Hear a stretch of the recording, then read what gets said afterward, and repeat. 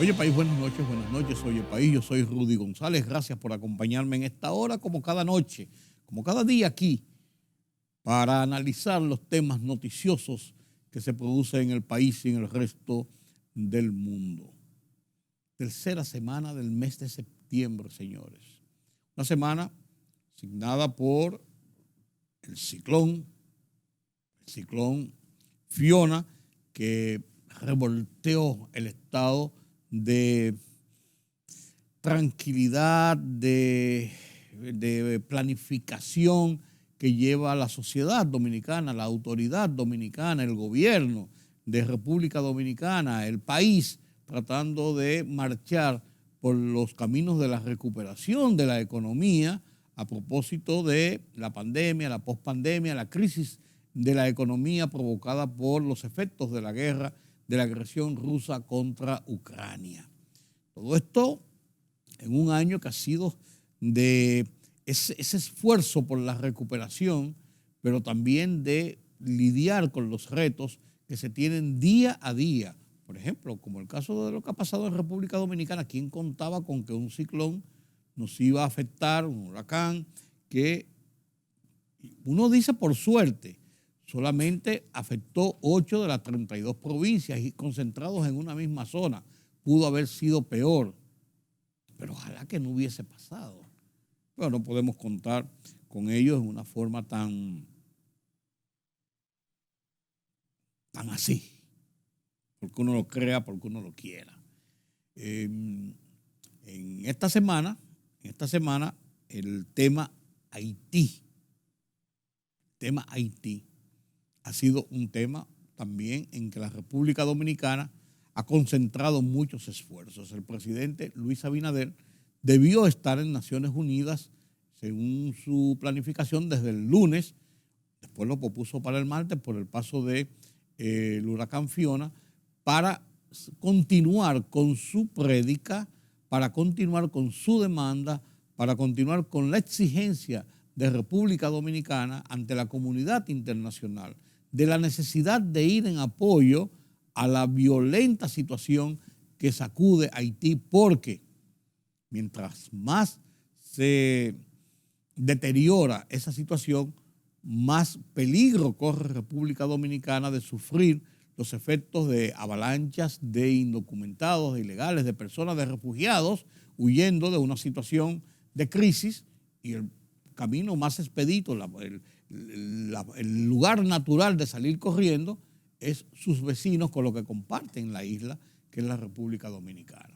Y en ese sentido que está hablando República Dominicana ante los organismos internacionales. Señores, tenemos un compromiso mundial, un compromiso internacional de ayudar a solucionar esta situación de Haití, porque la solución de la situación haitiana, la solución de esta situación, precisamente nosotros tenemos menos presión y menos tensiones.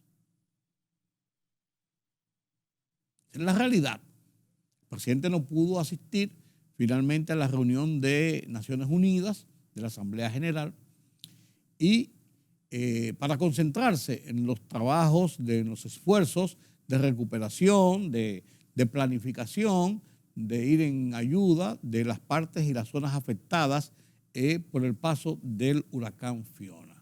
Fue en su lugar el canciller Roberto Álvarez quien pronunció el discurso de República Dominicana en el mismo sentido, ese discurso de República Dominicana de que tratemos por todos los medios,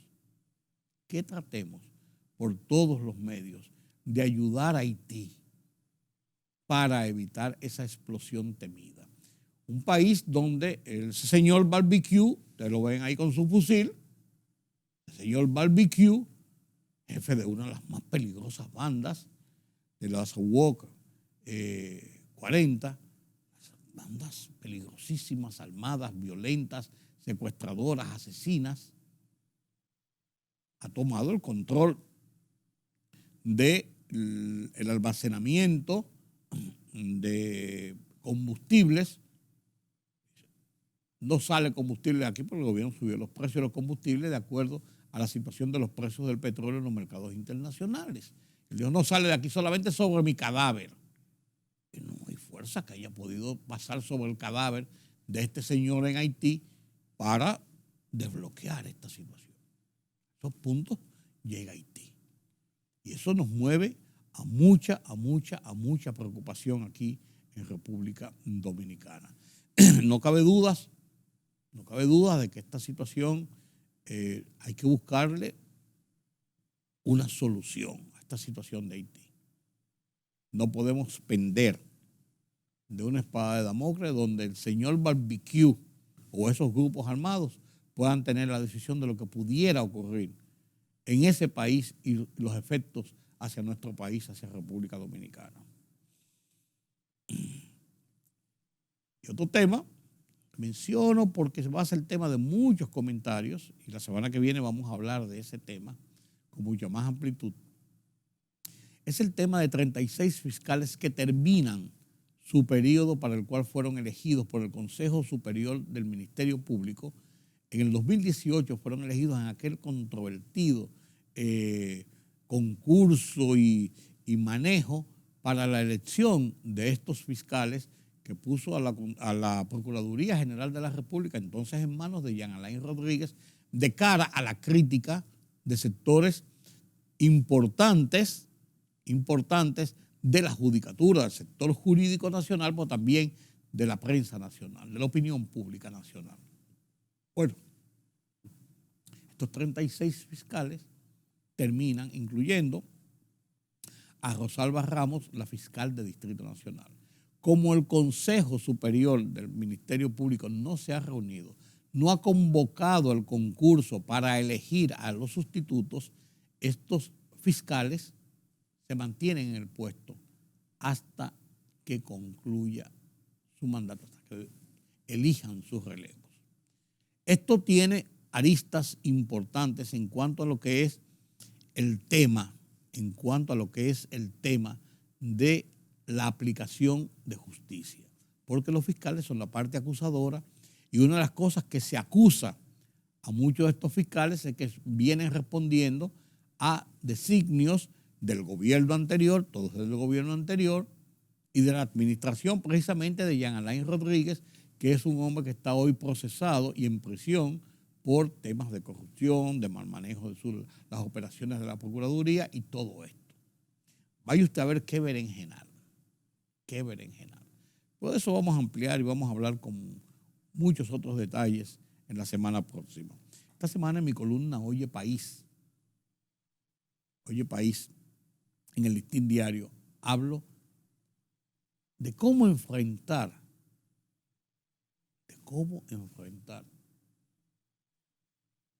la crisis después del desastre. ¿Qué hay que hacer? ¿Qué se debe hacer? ¿Qué se está haciendo? ¿Cómo debe manejarse la sociedad y la autoridad en el caso de ir en auxilio de los que sufren por efectos del ciclón? Ante el desastre. Así titulo mi columna en el Listín Diario y la comparto con ustedes a continuación.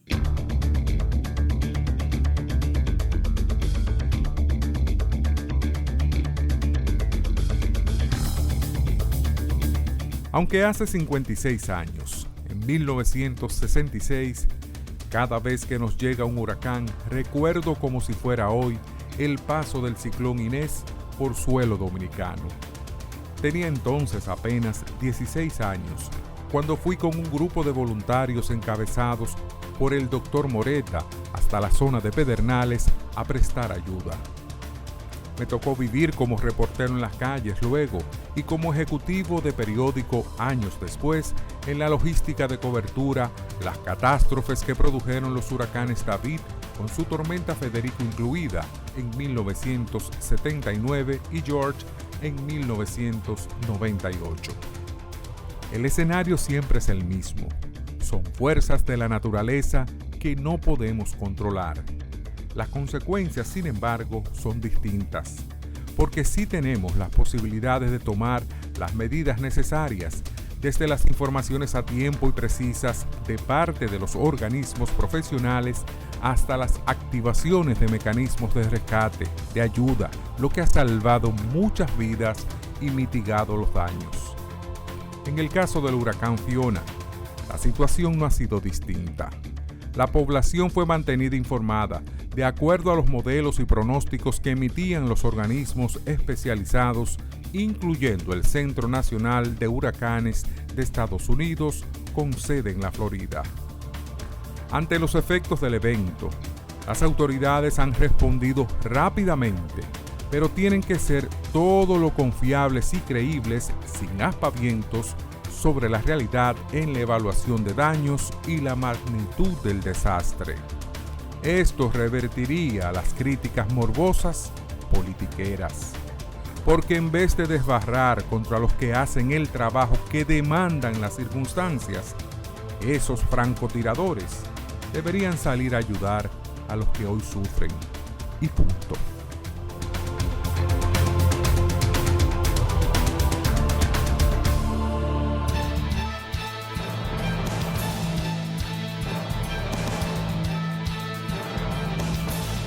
El Ministerio de Salud Pública reportó 238 casos nuevos de COVID-19 y 0 fallecimientos en las últimas 24 horas, según el boletín 918 emitido por la Dirección Nacional de Epidemiología. Desde el inicio de la pandemia en el país se han reportado 645.266 contagiados, mientras que el total de fallecidos a la fecha es de 4.384. Luego de un encuentro donde el presidente Luis Abinader dio a conocer la situación de esta nación y todo cuanto ha hecho y hará el Ejecutivo para recuperar todo, luego del paso del huracán Fiona, los partidos dominicanos, incluidos los opositores, manifestaron su apoyo a las políticas implementadas por el gobierno en las provincias afectadas por el fenómeno natural. La Oficina Nacional de Meteorología sostuvo que el tiempo atmosférico en el país permanecerá bajo los efectos de un disturbio tropical, con la alta probabilidad de convertirse en ciclón tropical en las siguientes 48 horas, mientras transita al sur de nuestro territorio en las aguas del Mar Caribe. La ONAMED pronostica ocurrencias de precipitaciones, tormentas eléctricas y ráfagas de viento, especialmente sobre la zona costera. La Procuradora General de la República, Miriam Germán Brito, designó a 2 procuradores adjuntos para investigar las denuncias de supuesto acoso sexual contra el presidente de la Cámara de Cuentas, Yanel Andrés Ramírez Sánchez, que interpusieron 2 abogadas. Germán dispuso que Fernando Quesada García e Isis de la Cruz Duarte investiguen todo lo relativo a la denuncia, de acuerdo a un documento de fecha 21 de septiembre.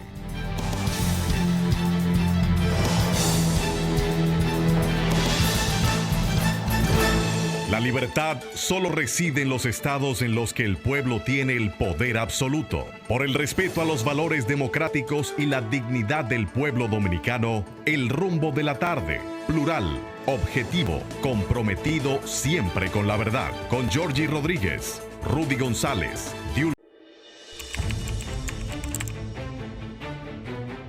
Periodismo de investigación, columnas, opinión, análisis, reportajes de fondo, hora por hora, una completa plataforma multimedia. Periodismo con valor. Noticias horapor-hora.com.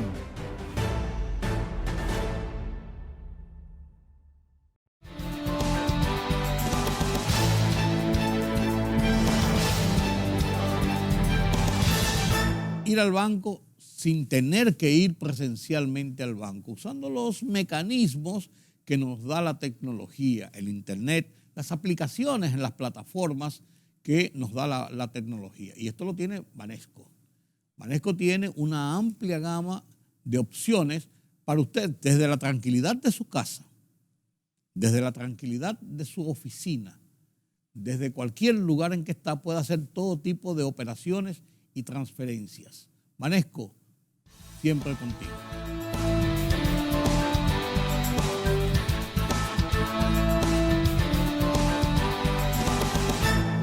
El tema de la economía en República Dominicana es el tema de la economía en República Dominicana, pero tiene mucha incidencia de lo que está pasando en el mundo. La Reserva Federal de los Estados Unidos, por ejemplo, aumentó 0.75 a su tasa de interés en esta misma semana Y esto tiene repercusiones, lógicamente, no solamente en Estados Unidos, sino en los países que tienen relación de comercio con él y de mucha dependencia, como República Dominicana, que es nuestro principal socio comercial. ¿Qué esperar que va a ocurrir con esto? ¿Cuál es la incidencia tanto en Estados Unidos como en la situación del dólar y en la situación en países como República Dominicana? Nadie mejor que Carlos Cuello para darnos esas informaciones. Buenas noches, Carlos. Muy buenas noches, don Rudy. Efectivamente, la Reserva Federal aumentó, como usted bien destacó, en un 0.75% la tasa de política monetaria. La FED en Estados Unidos es el Banco Central. Sí. O el Banco Central, que es una asociación de bancos centrales, sí. Son como 11, sí. 12. Sí.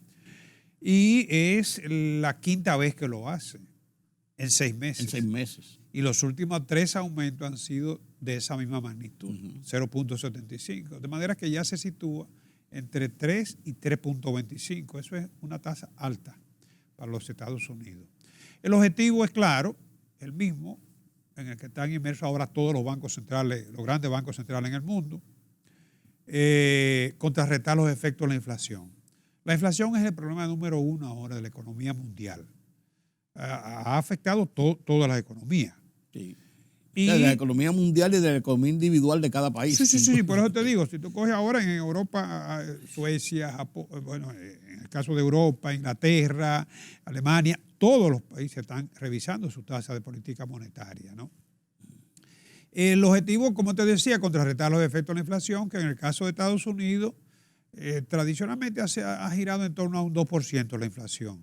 Por eso nosotros los reajustes que hacíamos, tanto de tasa como de cambiario, debían tomar en cuenta esa variación en la inflación en Estados Unidos, en adición a lo que es el factor riesgo, ¿no?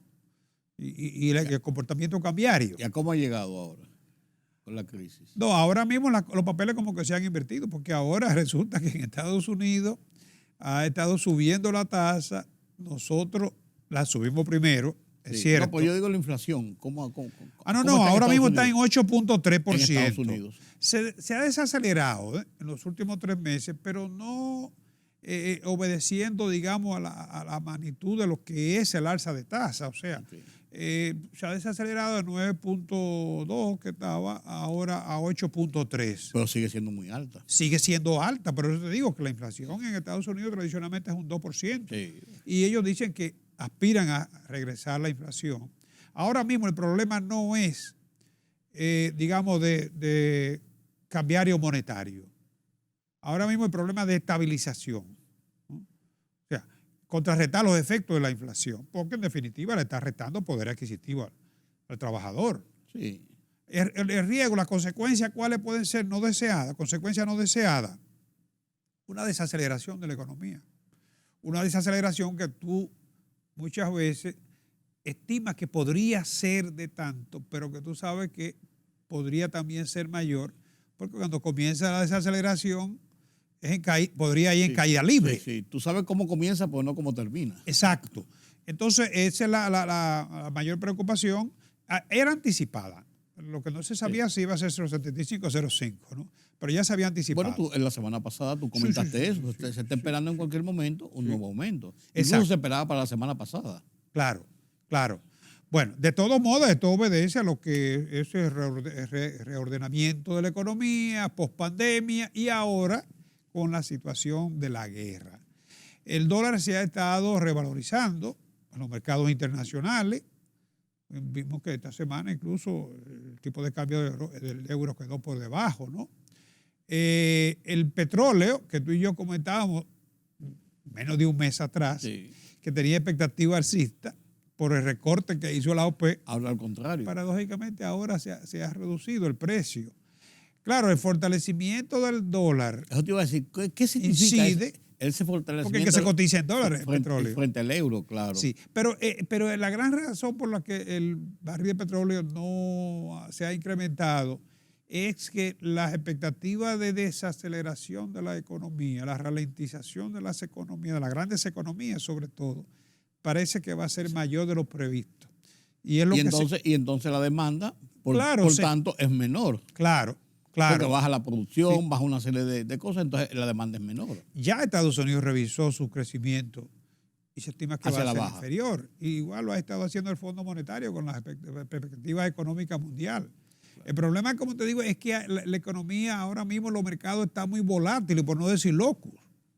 Hoy tú tienes una tendencia y mañana esa tendencia te cambia. Te cambia, claro. Y eso introduce más incertidumbre en lo que es el sistema de precios. Incluso la misma situación de las amenazas de guerra, de mayor confrontación con el caso Rusia-Ucrania, pero que se está internacionalizando cada vez más, dejando la concentración exclusivamente Rusia-Ucrania, pero más concentrada toda Europa y otras partes. O sea, esto parece que también tiene un efecto importante. Mira, Jeffrey Sachs decía que en estos momentos nos encontramos ante una realidad que solamente se puede comparar con la Guerra Fría y como precedente después de la Segunda Guerra Mundial, la Guerra Fría.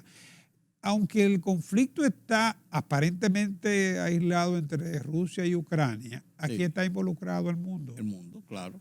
Y Europa principalmente. Por un lado, la guerra, según la guerra de Putin, es contra Occidente, que ya eso te involucra más de la mitad de lo que es la economía mundial, ¿no? Claro. Pero por el otro lado, los aliados políticos de él, no económicos, China y la India, no le conviene la guerra. Y de hecho, se lo hicieron saber. Sí. Cuando los dos se lo hicieron saber que los tiempos no estaban para eso. Y tampoco creo que puedan darle un apoyo incondicional económico. Ellos no se van a involucrar en apoyo ellos económico. en cierto modo han dado un apoyo como tipo moral y político, pero es que China no está, ni la India tampoco, no están en guerra, lo que están es en economía. No, ni les conviene. Y no están en eso. Es que, óyeme, para irse en contra de Occidente, China y la India lo pagarían muy caro. Claro, sus principales mercados. Y de hecho yo no creo que Rusia tampoco le esté pasando bien con la situación de sanciones que ahora mismo está afrontando, además de la situación de la guerra, que fíjate que en esta semana habló y la situación política interna de Putin después que hizo todos estos llamados y todas estas cosas en los últimos días. Aunque su simpatía sigue alta porque hay una especie como de orgullo ruso, de herencia imperial, ¿no? Eso es cierto. El tema que el de Donald Trump, pero eso tiene sus bemoles. No, pero en el caso de ellos tienen una herencia imperial. Lógico, estoy salvando el tiempo y la distancia. Estoy recordando de cómo el norteamericano decía que habían vuelto ese orgullo norteamericano por las cosas de Donald Trump. Sí, pero ahora con el asunto de llevar ¿cómo se llama? Obligar el reclutamiento militar, eso ha creado una situación, bueno, no hay vuelo de salida de Rusia. E incluso tengo entendido que se está prohibiendo o se está contemplando prohibir la salida del país de gente, de jóvenes, de hombres de más de 18 y 65 años y menos de 65. O sea, una situación que cada vez le va agravando más el cuadro. Si se lleva el referéndum en las provincias separatistas, ya eso sería territorio ruso. Sí. Cualquier agresión o situación en esas fronteras, ya que serían fronteras con Ucrania, sería entonces una situación ya a la Federación Y él ha rusa. dicho que va a utilizar todos los recursos para defender la integridad territorial. Sí, eso puede ser palabrería, pero es una amenaza. Es una amenaza, es lo que te digo. Entonces, fíjate cómo el euro se ha debilitado. Sí, claro. Porque además de que el dólar está aumentando, Estados Unidos, al aumentar la tasa de interés, atrae capitales del mundo, ¿no? Encima de eso, el dólar se convierte en una moneda de refugio, porque ahora mismo a ti te ponen ¿quién usted cree que estaría más, dónde usted cree que estaría más seguro su capital? ¿En Europa, al lado de Rusia? Sí, en Alemania o en Estados Unidos. Exacto, claro. Exacto. Y la comparación es... Entonces la situación es muy compleja. Sí. Y detrás de todo esto, es lo que te digo, está un conflicto, una guerra, porque aunque Occidente no está involucrado, no tiene soldados, presencia de soldados militares, Ucrania no lo hubiese aguantado 10 días. No, de ninguna forma. Todo el apoyo, incluso el apoyo público militar. Y económico. No es que estamos aquí dando el apoyo, es con armas. Es militar y económico y de sostenimiento en los organismos internacionales. Entonces, los aliados de Putin en el bloque, China ha sido muy cautelosa con enviarle, digamos, armamentos y ese tipo de cosas. Hasta ahora no lo ha hecho, ¿no? La India tampoco creo que se vea en eso. Porque es que además la gente cree que estos países son grandes, es cierto, pero no pueden prescindir de la tecnología de los países de Occidente. Claro. Sobre todo Estados Unidos. Claro. Es que el mundo se ha interrelacionado tanto que es un componente de unos y otros. O sea, todo el mundo tiene. La misma Rusia tiene problemas por la falta de dispositivos tecnológicos y de productos médicos, de laboratorio. Porque la flota por ejemplo, la flota de la compañía aérea más grande de Aeroflot. Esos aviones, ¿de dónde tú crees que son? La mayoría. Sí. Solamente los de vuelos cortos son de una marca rusa. Sí. De la Ilyushin. Los Ilyushin. Que tiene más expertise en aviones militares, más bien. Pero son aviones pequeños de corta distancia. Y muy viejos. Vale. Y muy viejos. Así es. Pero mira, Carlos, yo quiero que tú me desembrolles esta suerte de trabalenguas que tú me pusiste aquí. ¿Por qué si el peso sube y el euro baja, en los bancos del euro está más caro? Sí. La gente dirá, bueno, pero ahora mismo tú coges los periódicos internacionales y el euro está a 98, 98 y pico, ¿no? Con respecto al dólar.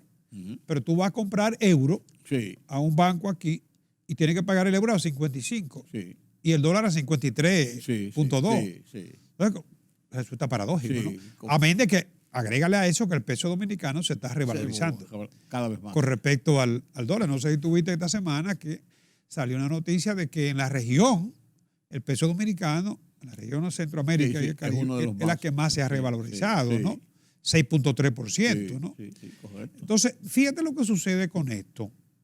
Y me tocó esta semana ir a comprar unos euros. Primero, el euro es una moneda menos transable. En el caso nuestro, más del 80% de las transacciones cambiarias son en dólares. Sí. Entonces, cuando tú tienes una moneda o un producto cualquiera que tiene menos salida, el margen tiende a ser mayor. Definitivamente. Lo otro es que ahora mismo, lo que comentábamos, en términos de riesgo por volatilidad, el euro está más volátil. Por los riesgos que estamos mencionando, ¿no? La cercanía misma de conflicto, la misma ralentización de Europa, que se estima que va a ser mayor que la de Estados Unidos, ¿no? Por la dependencia de Europa con el gas ruso, ¿no? Todavía no se sabe lo que podría pasar con el invierno. Yo no creo que los europeos se van a frizar. No. Ellos han hecho reservas considerables. Pero ¿no? Putin le dijo que iba a ser más frío. De todos modos, ellos están tomando previsiones. Porque en 7 meses es para que no te cojan asando batalla. Claro. Y ahí se planifica. Son países que planifican. Claro. Entonces, en medio de esta situación, como te digo, el euro ahora mismo está perdiendo con respecto al dólar. Nosotros estamos revalorizando el peso. Pero hay un problema, primero que el margen, cuando un producto tiene menos salida, el margen es mucho mayor. Eso por un lado. Lo segundo, el dólar es ahora mismo moneda de protección. El que tiene euros se protege con dólares. Con dólares. Tiene menos probabilidades de perder su valor y es más transable además, ¿no? Más universalizado. Y lo otro es también lo que le llaman la vuelta cambiaria. Los que te venden divisa, por ejemplo, tú vas a comprar, tú llevas dólares ahora mismo, a Bimenca. A Bimenca, un banco. Exacto, o a un banco. Tú no compras directamente de dólar para euro. Hay lo que se llama una vuelta cambiaria. Tienes que cambiarlo a pesos y de pesos entonces porque ellos no te van a vender a como compran. No, claro. Entonces eso se llama vuelta cambiaria y eso también agrega un poquito más de margen. ¿no? Claro, ahí hay un margen. Y esa es la razón. Sí, pensándolo así, pero correctamente, sí. Sí, esa es la razón. Pero además, como te digo, cuando hay mucha incertidumbre, volatilidad, en cualquier mercado, los márgenes tienden a ser mayores. Y ahora mismo, lamentablemente, la volatilidad cambiaria está del lado del euro. Sí, que fue una moneda muy sólida. Muy sólida, al contrario, siempre fue muy sólida. Claro. Yo recuerdo en el 2019 que yo fui a Europa y alguien en el banco, un amigo en el banco me dijo, yo estaba comprando unos euros para llevar, me dijo, ¿por qué tú no te llevas tus dólares? Tú tienes mejor negociación con tus dólares en Europa, también depende de donde lo hagas, Claro. tienes mejor que llevando euros desde aquí, porque cuando tú ves lo que te va a costar comprarlo aquí, en cuanto a lo que va a ser el cambio de los dólares allá, te vas a ganar un poquito. Me dijo, lo único que tienes que tener en cuenta, que hay en algunos países, si tú vas a varios sitios, donde son reticentes con el tema del dólar, pero en cuanto a la operación, te puede resultar mejor. Pero como era una tontería, era para llevarlo uno, yo me llevo mis euros, pero recuerdo que me hizo esa salvedad. Sí. Y es así. Ahora debe ser mayor esa liberación de cambios. Sí, claro. Ahora debe ser mayor. Sí, porque es lo que te digo, la incertidumbre se va a reflejar siempre en los precios. Claro que sí. En todo. Claro que sí. Mira, el gobierno, a la República Dominicana le pasó la tormenta Fiona. Y el gobierno, lógicamente, es el encargado y el que tiene que buscar de donde hay, y por eso la declaratoria de emergencia para 8 provincias y de todo esto, para poder ir en ayuda de la gente. Lo que tiene que hacer el gobierno, lo que hacen los gobiernos. Pero esto, dentro de todo lo que está planificando el gobierno para concluir su año y la visión del año que viene, con todo este asunto, yo creo que eso podía no llegar a como se estaba planificando. ¿Qué está haciendo el gobierno en ese estado? Y es lógico el impacto de un fenómeno, aunque nosotros vivimos con los fenómenos meteorológicos en el cuello. Y tenemos incluso un fondo de emergencia que no usamos muchas veces, pero está ahí. Pero eso es como el dinero que debe guardar cada empresa para las prestaciones. Las famosas reservas. Las prestaciones. Es más, para pagar el doble sueldo. Que no es lo mismo reserva que fondo. Sí, claro. El fondo tú lo tienes ahí, las reservas son teóricas, ¿no? En todo caso, fíjate, el fenómeno meteorológico todavía no se ha cuantificado los daños. Sí sabemos que de haber sido en la capital iban a ser mayores, con toda seguridad, pero no quiere decir que sean despreciables porque ha afectado el aparato productivo. Y eso el gobierno ha respondido rápido, habrá que refinanciar a mucha gente. Está hablando de reducir las tasas que tenían en el Banco Agrícola, dar tasas a tasa cero. Y renegociarla a más largo plazo. Y darle facilidades para que puedan poner la cosecha. Claro. O sea, eso todavía no está cuantificado, pero se sabe que va a tener un costo, ¿no? Alguien hablaba de como 1.100 millones de dólares. Bueno, habría que comparar con los fenómenos anteriores. Sí. Pero vi algo de eso en uno de los periódicos. Sí, se ha especulado, ¿no? Que podría tener un 0.6 o más del Producto Interno Bruto, pero todavía no está cuantificado, ¿no?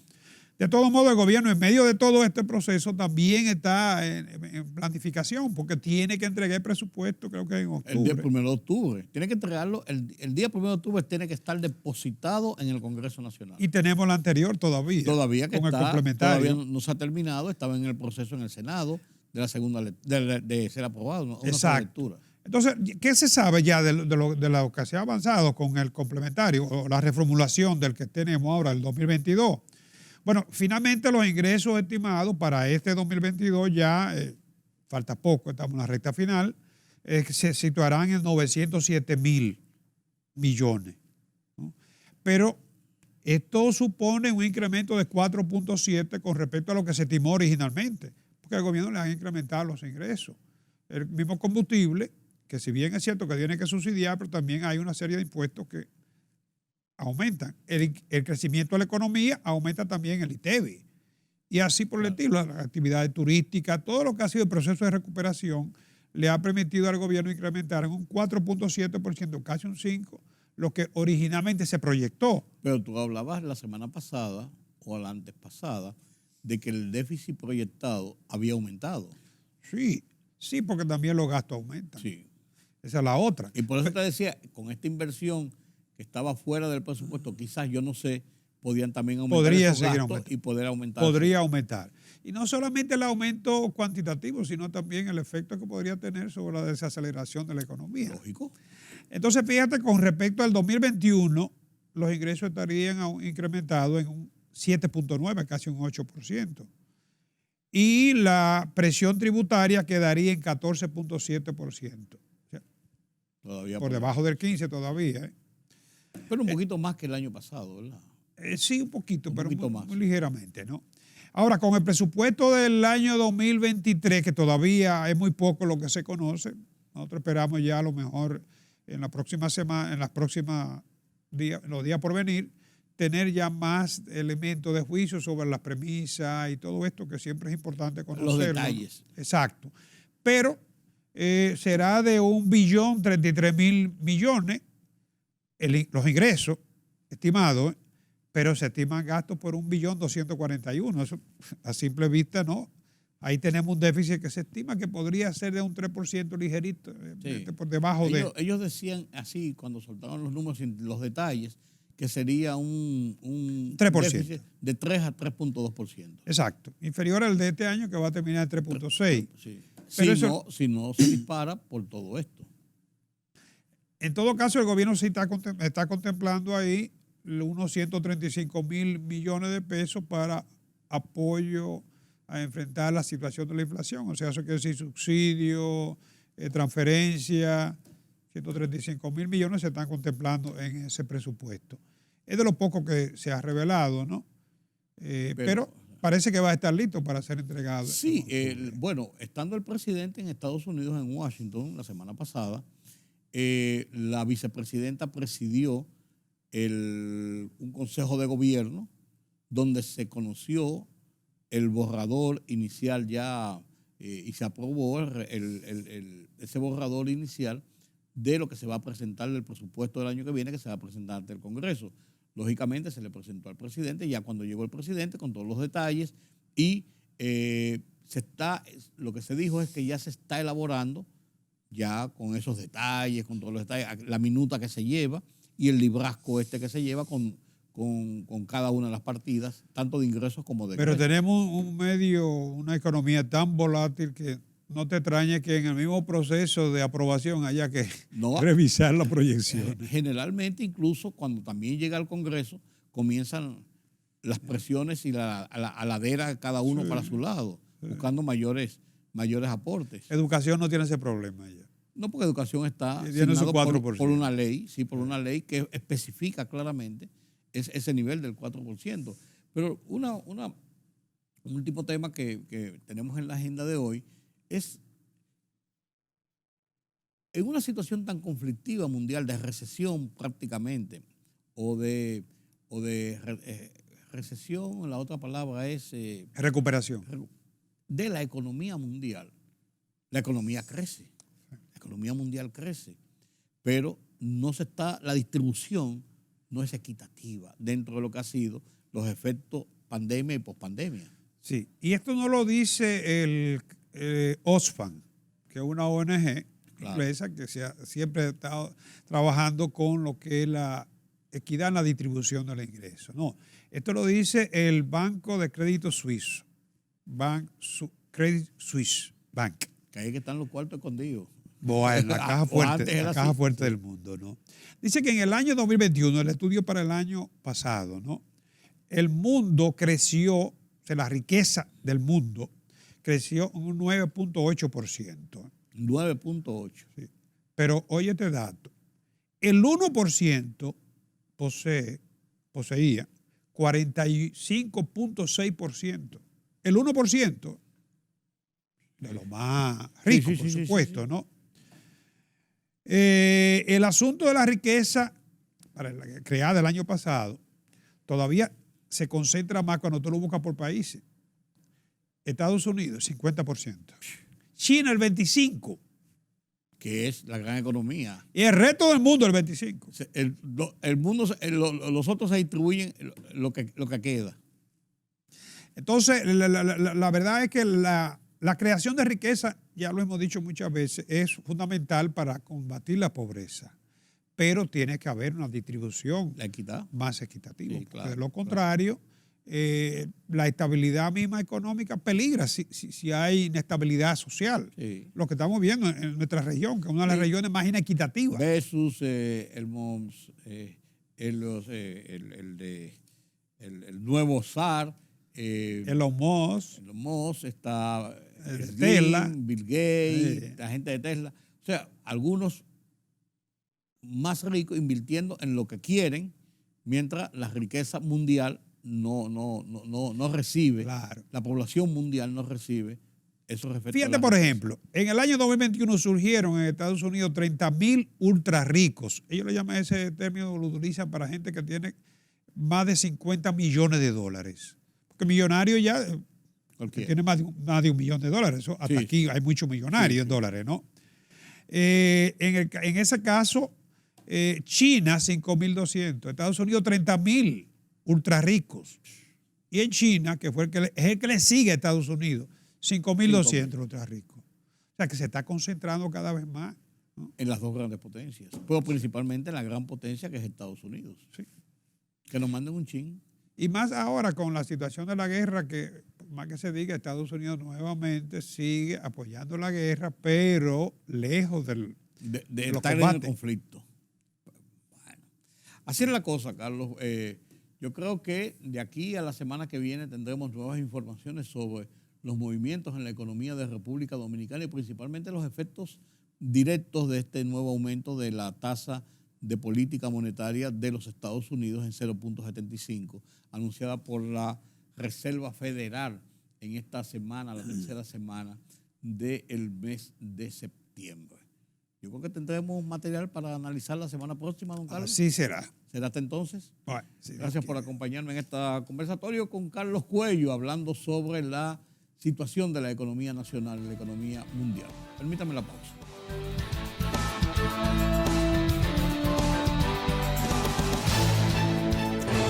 La libertad solo reside en los estados en los que el pueblo tiene el poder absoluto. Por el respeto a los valores democráticos y la dignidad del pueblo dominicano, El Rumbo de la Tarde, plural, objetivo, comprometido siempre con la verdad. Con Georgie Rodríguez, Rudy González, Diulca Pérez y Ramón Colombo.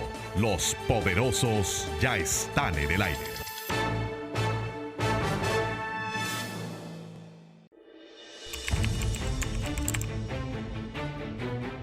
Periodismo de investigación, columnas, opinión, análisis, reportajes de fondo. Hora por hora, una completa plataforma multimedia. Periodismo con valor. Noticias horaporhora.com.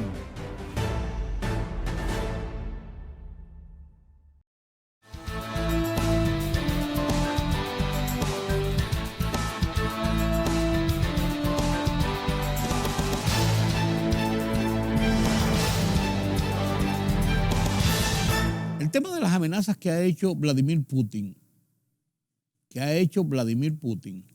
sobre la posibilidad de una guerra nuclear, de que esto se desmadre, conjuntamente con el reclutamiento de los hombres para que vayan a la guerra, ha armado un avispero en Europa, pero ha armado un avispero también dentro de la propia Rusia.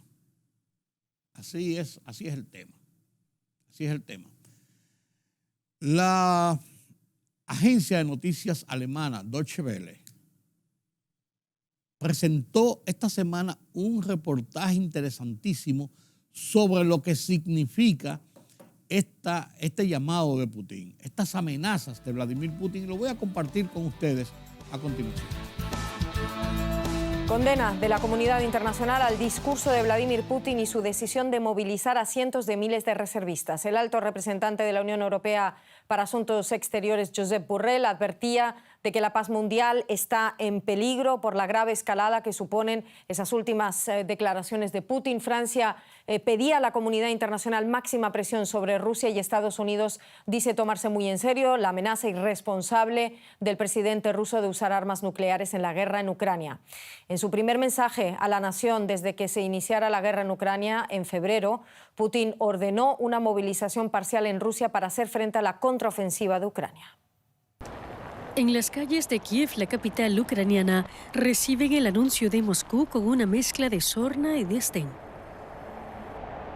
Creo que debemos confiar en nuestras Fuerzas Armadas y en nadie más. Rusia no va a dejar de amenazar, así que no tiene sentido escucharlos o negociar. Son todo palabras vacías. Es una señal de agonía provocada por la impotencia. Putin no sabe qué hacer y ahora pretende asustar a la gente. Esa es mi opinión. Vladimir Putin califica la medida de necesaria y urgente. Dice que Occidente ha cruzado una línea roja al enviar armas sofisticadas a Ucrania. En un mensaje televisado, insistió en que el objetivo es debilitar, dividir y destruir finalmente a Rusia. Me gustaría recordarles que nuestro país también tiene diferentes armas de destrucción y en ciertos aspectos incluso más modernas que las de los países de la OTAN. Si hay una amenaza a la integridad territorial de nuestro país, sin lugar a dudas que utilizaremos todos los medios a nuestro alcance para proteger a Rusia y a nuestro pueblo. Y esto va muy en serio. Putin no ha llegado a declarar una movilización nacional total, pero el anuncio ha sido suficiente para disparar la venta de billetes de avión para salir de Rusia. También ha provocado una rápida condena de la comunidad internacional. La movilización de tropas rusas adicionales se produce un día después de que los separatistas leales a Moscú anunciaran sus planes de celebrar pseudo-referendos para incorporarse a Rusia en las zonas ocupadas. Rusia aumenta la presión sobre Ucrania. Conectamos con el periodista Ricardo Marquina en Moscú. Ricardo, ¿por qué moviliza Putin ahora a cientos de miles de reservistas y amaga con una respuesta militar? ¿Es una demostración de fuerza o un símbolo de debilidad? Bueno, evidentemente, buenas noches. Lo primero es que la operación militar especial ha fracasado. Rusia no ha podido reducir a Ucrania a través de una guerra convencional y tiene que recurrir ahora a la amenaza a la carta nuclear. ¿El porqué de estos reservistas? ¿Por qué esta movilización de momento parcial? Porque lo que más necesita Rusia en el frente son hombres. Los 150.000 que envió en un principio no han bastado para controlar un frente tan grande como el ucraniano, y lo que necesita, lo que más ha echado de menos durante todo este conflicto, ha sido precisamente infantería. Me pregunto qué reacciones están llegando de esa población rusa, de esos hombres. Llegan informaciones de manifestaciones, no sé dónde te encuentras, a lo mejor me puedas contar un poco más. Y también nos llegan informaciones de cientos de detenidos en este miércoles. Bueno, pues aquí, justo a apenas 200 metros, tengo una patrulla, varias patrullas de la policía. Hemos estado en la calle Arbat, en el centro de Moscú, donde se ha intentado manifestar los contrarios a la guerra. Han sido detenidos rápidamente por la policía, dispersados. No puedo darte una cifra porque es imposible, estoy justo en el medio, soy incapaz de decir cuánta gente ha sido detenida, pero hemos visto decenas de detenciones aquí solo en Moscú. La manifestación tampoco podría decir que ha sido muy grande o muy pequeña porque ha sido organizada de manera espontánea y ha habido diferentes puntos de la ciudad donde hemos visto a la gente salir a gritar no a la guerra. Ricardo, y también escuchamos informes de que muchas personas se dirigen a las fronteras y a los aeropuertos. Los billetes parece que están carísimos, quieren salir de Rusia. ¿Qué más me puedes contar? Bueno, pues a primera hora ya estaba claro que era una tendencia. Los billetes vía Turquía y Yerevan, la capital de Armenia, se vendieron enseguida. Solo quedaban las opciones business. Se terminaron también vendiendo.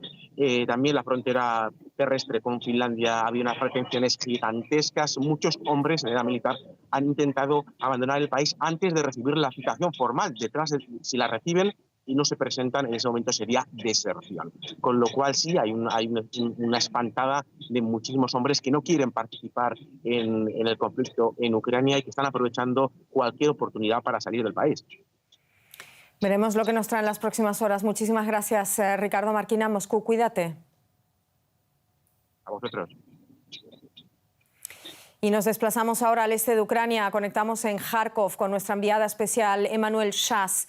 Emanuel, ¿qué otras reacciones nos llegan de Ucrania, también de la población, a ese anuncio, a esas declaraciones de Vladimir Putin y a esos pseudo-referendos que quiere organizar en Donetsk y Lugansk, Gerson y Zaporilla, los territorios ocupados en Ucrania? Hola Ana, un placer hablar contigo. Pues la reacción es equivocada aquí en Kharkov y aquí en Ucrania. La gente no va a aceptar ni a reconocer estos referendos, como el referendo en 2014 sobre la anexación de Crimea. Se ven estos referendos por esta parte de Ucrania como una provocación de Vladimir Putin y también como un señal por parte rusa de pánico, como Rusia no pudo imponerse con sus soldados en estas regiones con administraciones prorrusas o rusas, pues Rusia quiere usar el pretexto de una anexación para decir que estas regiones son sus territorios e invocar el pretexto de defensa para explicar esta guerra por parte del gobierno ucraniano. El presidente Volodymyr Zelensky indicó claramente que las regiones de Gerson, de Zaporizhia, de Luhansk y Donetsk, las regiones ocupadas, sigue siendo territorio ucraniano. Acércame, tú estás en Kharkov, también en el este del país. Acércame un poco a la realidad que estás viviendo en esa ciudad tras la retirada de las tropas rusas y gracias a esa contraofensiva relámpago del ejército ucraniano. ¿Qué ambiente se respira en Kharkov estos días? Sí, pues las fuerzas ucranianas siguen avanzando al frente. Aquí en la región de Kharkiv siguen liberando territorio ocupado en esta región, pero lo siento, Ana, pero tenemos una alerta aérea de ataque de misiles y tenemos que refugiarnos. Seguridad ante todo, Emanuel, gracias. Gracias. Siguiendo con las noticias internacionales, vemos lo que está pasando en Haití, pero también vemos las presiones que hay, todo lo que ha pasado en el entorno de Naciones Unidas y la advertencia de Joe Biden sobre otras situaciones. Pedro Vargas nos presenta las internacionales desde la redacción central de Oye País.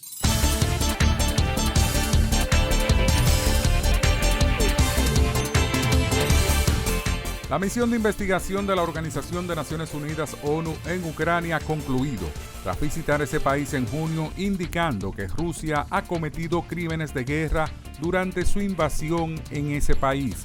Según el presidente de esa comisión tripartita, Eric Moss, en su comparecencia ante el Consejo de Derechos Humanos de Naciones Unidas, dice que les impactó el gran número de ejecuciones perpetradas en las áreas que visitamos. Si Washington no cambia su estrategia hacia Pekín, esto llevará las relaciones entre ambos países al conflicto y la confrontación, advirtió el ministro de Asuntos Exteriores chino, Wang Yi, durante un evento de la organización Asia Society en Nueva York en víspera de sus conversaciones con el secretario de Estado de Estados Unidos, Antony Blinken, al margen del periodo ordinario de sesiones de la Asamblea General de Naciones Unidas. Un comando haitiano fuertemente armado irrumpió en una prisión para mujeres situada en el oeste de Haití y consumó la fuga de decenas de reclusas, considerado ya un hecho sin precedentes en un recinto femenino de ese país. 153 migrantes fueron encontrados hacinados y abandonados en un camión en el municipio de Chiapa de Corzo, en el sur de México, informaron las autoridades locales este jueves. La policía del sureño estado de Chiapas indicó en un comunicado que de los extranjeros, 144 son oriundos de Guatemala, 6 de Nicaragua y 3 de El Salvador.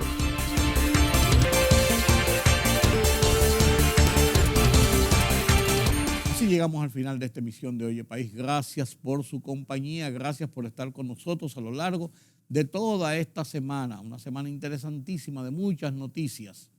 Yo soy Rudy González, les deseo un feliz resto de esta noche, un buen día a partir de mañana. Qué bien que estamos de nuevo conectándonos. Tendremos otra cita nueva vez aquí en Color Visión. Pasen un feliz resto de esta noche. Nos vemos en la próxima.